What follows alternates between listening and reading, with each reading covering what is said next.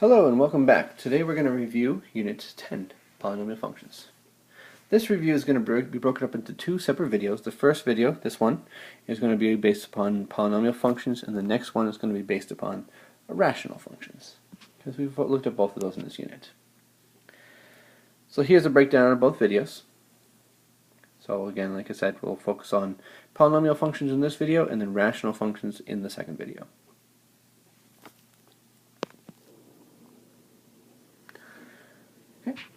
In this unit we had 14 lessons, and you'll notice that it started off by looking at power in polynomial functions for the first 4 lessons.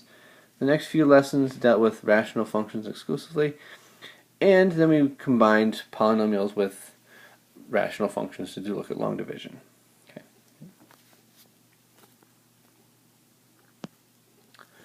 These are the Common Core standards that were associated with this particular unit. So take a moment to pause the video, get a sense for these standards before moving on to the next slide of Common Core standards.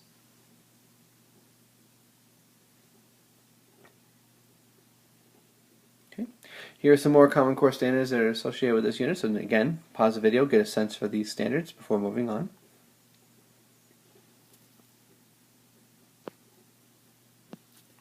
Okay, and this is the last slide of Common Core standards. So pause the video and look at these as well to get a sense for what you had to do in this unit.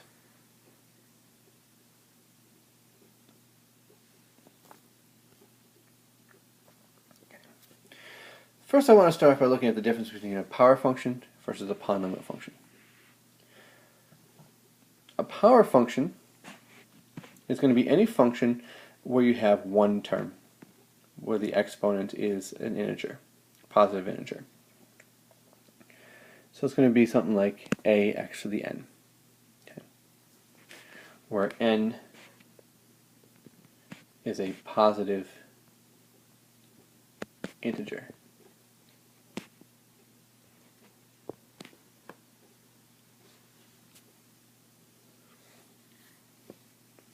Sometimes it's referred to as non-negative integer. Okay.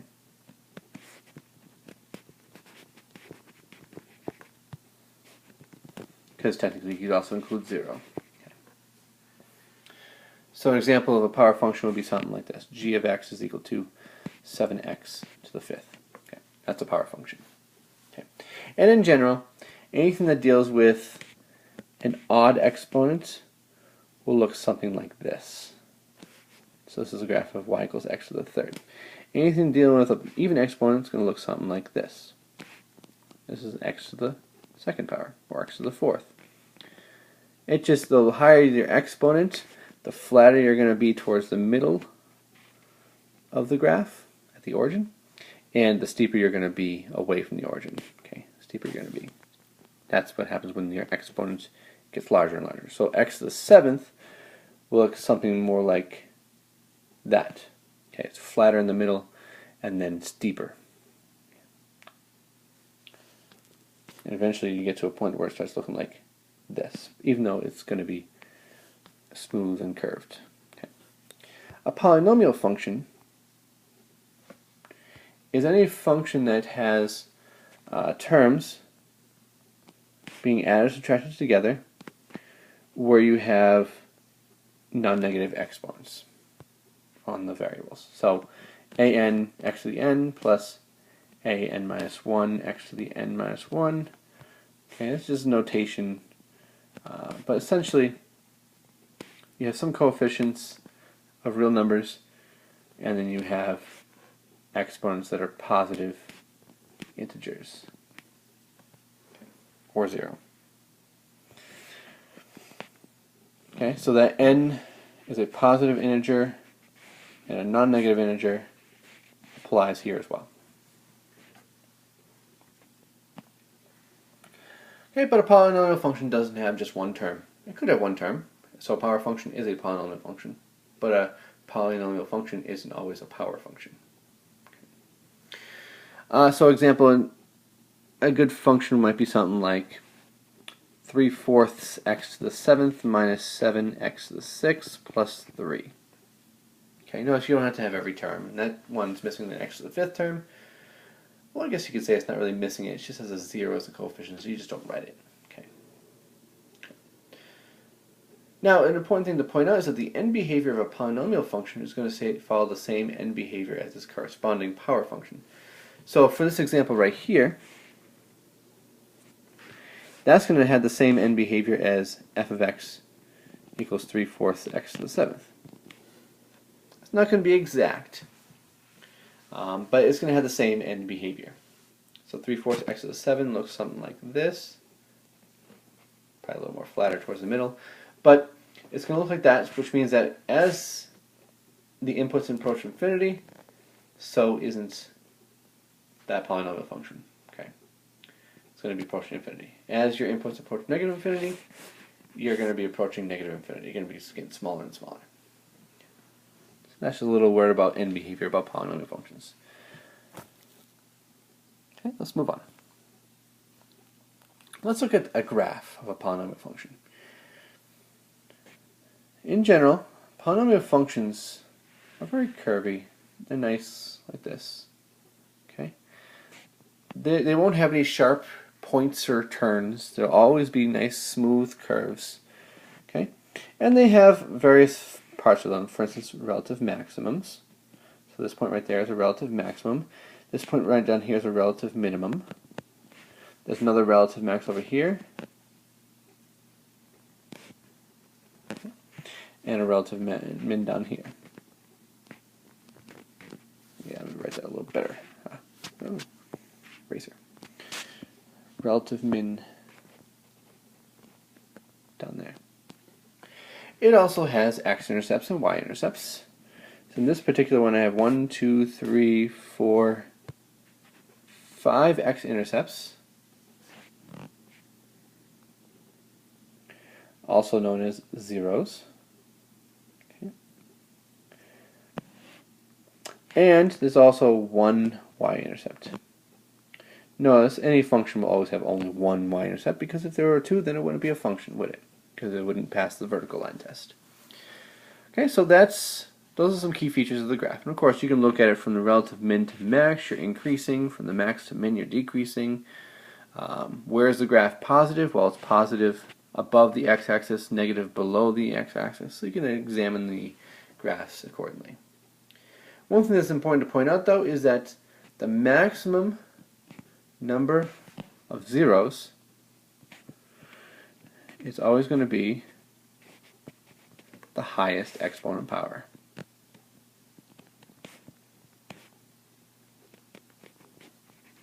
Okay, so this particular graph has to be at least something raised to the x to the 5th power. It could be x to the 6th power. You know, who knows if this graph continues back up this way. But it could be x to the 6th, x to the 7th, x to the 8th, but it won't be x to the 4th because I have 5 zeros. Okay. It has to be a minimum of x to the 5th.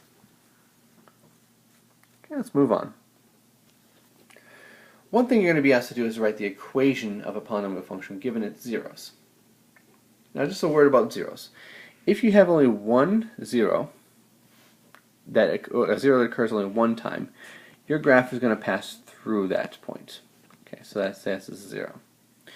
Now if you have repeating zeros, for instance if you had 3, 3, then at that 0, 3, your graph is going to come and touch it once. Now whether it touches from above or from below, that's determined upon the end behavior of the graphs. But this one is going to have, for double roots, just touching the x-axis, okay, and coming back. It's not going to go through. So for this example, we have a cubic function, so it's going to have maximum 3 zeros, and I have all 3 zeros. It's at -5, -1, and +3. Okay. Now it's also important to, in order to write the equation, to write to be given at least one point that's not a 0 on the graph. Okay, because if you have the zeros of -5, -1, and 3, I can have a graph that looks like this, but I can also have another graph that goes through the same zeros, but is just steeper. Okay, so in order to eliminate which graph it's going to be, we have to have a point on the graph. Okay, any point that's not a 0, because if you choose a 0, obviously it's not going to help you. All right, now every polynomial function can be written in this factored form. Meaning it's going to be some value a times a product of the factors based upon its zeros. So if they have a 0 at -5, one factor is going to be x plus 5. 0 at -1 gives you a factor of x plus 1. And a 0 of positive 3 gives you a factor of x minus 3. Now, eventual goal in this problem is to find the equation in standard form as a polynomial, so we're going to have to multiply these out, but I'm not going to multiply them out yet, because I have to find out what this a value is going to be. Okay. And that's going to come from the point 2, -42. What this is saying is that f of 2 provides an output of -42. So if I plug in x, my result of x of 2, my result should be -42. So I'm going to write -42 is equal to a times 2 plus 5 times 2 plus 1 times 2 minus 3. So notice I didn't have to worry about multiplying anything out yet, because this gives me some nice numbers to multiply. Don't have to worry about distributing anything, because this becomes 8 times 7 times 3 times -1, which gives me -42 is equal to -21a. Now very clearly I can see if I divide by -21 that my a value must be 2. So that means my function in factored form is going to be 2 times x plus 5 times x plus 1 times x minus 3. That's going to be my equation, my function in factored form. But I want to know what it is in standard form, which means I have to multiply all this out. Now I can only multiply 2 things at a time, so what I'm going to do is I'm going to group things in pairs of 2 and multiply them to make my life a little bit easier, so I don't have to do multiple steps at different times. The 2 times the x plus 5 gives me a 2x plus 10. The x plus 1, x minus 3 gives me x squared minus 2x minus 3. Okay. Now I have two polynomials, a binomial and a trinomial, that I'm going to multiply to get my final answer. And I'm going to line up like terms, that way it makes it a little bit easier to add. 2x distributed gives me 2x to the third minus 4x squared minus 6x. The 10 distributed gives me a 10x squared, so I'm going to put underneath the 4x squared. So it's going to be a little bit easier to combine like terms. Negative 20x and negative 30. So my final function answer is going to be 2x to the third plus 6x squared minus 26x minus 30. Okay, there is my function in standard form, in polynomial standard form. Now it's also said to sketch the graph of this function. So what I'm going to do is I'm going to sketch the graph by indicating the zeros and also the point that it goes through to help find out how it goes through those zeros. So negative 5 is roughly about here, negative 1 is there, and 3 is roughly about there. We're just sketching it. We don't have to be exact. Okay? But we have to label the key parts.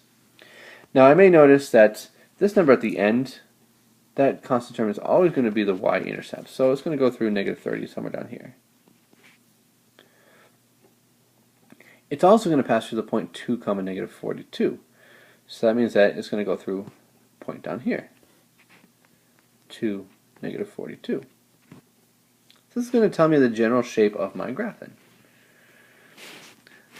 I have to start from the point and go through 3, so it's going to have to go up.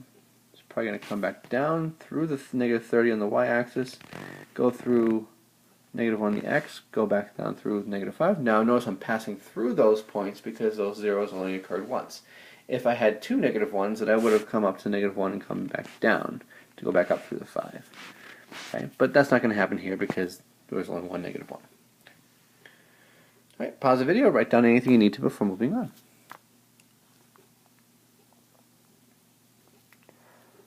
Alright, polynomial long division is going to be very similar to the long division algorithm you use with integers. When you're dividing like 361 divided by 3. You know, we had to find what multiplied by the 3 to give you a 3, so multiply it, subtract it, bring it down, and so forth. And we get a remainder sometimes. Okay. Polynomial long division is going to be very similar, okay, except we're just dealing with polynomials. Instead of digits as placeholders, we're going to have terms as placeholders. Now, if you were dividing 1024 by 2, you're not going to skip that 0, right? There's a specific place value there. Okay. Because 1024 is really the same thing as 1000 plus 20 plus 4. You're missing the 100. So you have to have a 0 as a placeholder for that 100. Same thing kind of happens here with the polynomials. Okay. With the polynomial, you have to make sure you have every term accounted for. So notice in the top, I'm missing an x cubed term. It's really there, it just has a 0 in front, we just don't write it. But I'm missing on there, written, an x to the third term. So when I do polynomial long division, I have to account for that x cubed term by writing it in. So underneath the division symbol, I'm going to have x to the fourth. I'm going to have 0x cubed to account for that placeholder, minus 3x squared, plus 6x, plus 41. Okay. And I'm going to divide by the x minus 5. Now what's nice about this is you're not worried about the negative 5 as we figure out how to divide these out. Okay, we're just concerned about the x in the front and the first term in the polynomial itself that we're dividing. Because you want to find out what do you multiply x by to give you x to the fourth. Well, the answer to that is x cubed. Now notice you could write the x cubed there, you can write it there, it doesn't really matter. I like to write it first, that way it lines up with what I'm multiplying. Okay, x to the third times x gives me x to the fourth, and then x third minus times negative 5 gives me negative 5x cubed. Now my division algorithm, what I would do next is I would subtract that from what was above. So to do that, I'm just going to switch the signs. Subtracting a negative makes it positive, subtracting a positive makes it negative. So that gives me 5x cubed. I'm going to bring down the negative 3x squared. Okay, because I'm dividing by x minus 5, so I have to have two terms there. Now I want to ask myself, what do I multiply x by to give me 5x cubed? Well, 5x squared will do that. And multiply the 5x squared with the negative 5 gives me negative 25x squared. I have to subtract them, which means I have to change the signs, which means I get 22x squareds left over. Let's bring down this 6x. Okay, now I have to ask myself, what am I multiplying 22x x by to get 22x squared? Well, the answer to that is 22x. That will give me 22x squared. So 22x squared, 22 times 5 gives me 110, so it's going to be negative 110x.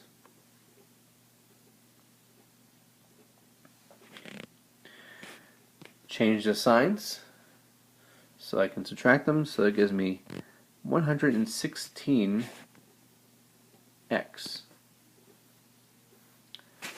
Bring down the plus 41. Well, multiply this by x gives you 116. Well, 116 does.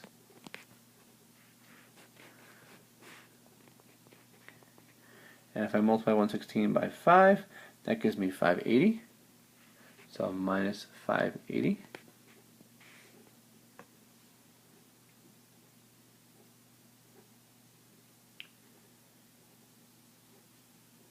Okay, and then when I subtract them, I had to switch the signs. So this becomes a plus, that becomes a minus. 580 plus 41 gives me 621. Okay, and now as I'm done with my division, I have a remainder of 621. So what I'm going to do to write my answer in quotient remainder form is I'm going to rewrite it. I'm going to write my answer as what I got, x cubed plus 5x squared plus 22x plus 116. But I'm going to add in the remainder. So the remainder is going to be whatever I got, 621, over what I divided by, x minus 5. Here's your quotient remainder form.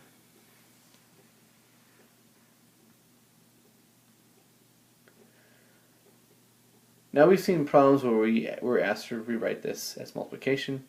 In that case, what we would do is we would say something like this. This x to the fourth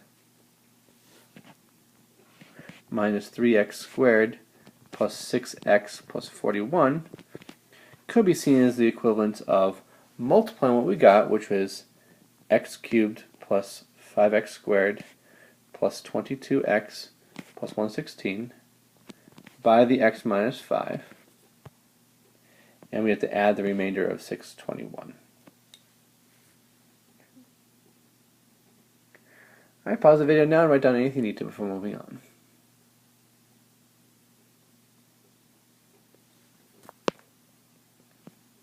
Okay, the remainder theorem is a nice little theorem to know because what it allows you to do is if you're dividing by a certain value, okay, essentially you want to see if it's going to be a factor or not. If it's a factor, then you're going to have no remainder because it'll divide evenly into the polynomial. And what we're going to do is we're going to test the negation of that number on the bottom. So if we divide by x minus a, it's really looking at negative 2. If we evaluate the top at negative 2, that will give us what our remainder is going to be. Okay? So if you look back at that last example, if you were to evaluate that function, let's go back one. If you evaluate that numerator at 5 to the fourth minus 3, 5 squared plus 6 times 5 plus 41, what does that give you? Well, 5 to the fourth minus 3 times 25 plus 30 plus 41, that gives you 621. Okay. It's a good way to double check your work to make sure you actually get the right answers, especially when you're dividing, and it's easy to make mistakes, especially when you're subtracting polynomials. Alright, so apply the remainder theorem to this to determine the remainder of the following rational expression. So I'm going to plug in negative 2 into the top.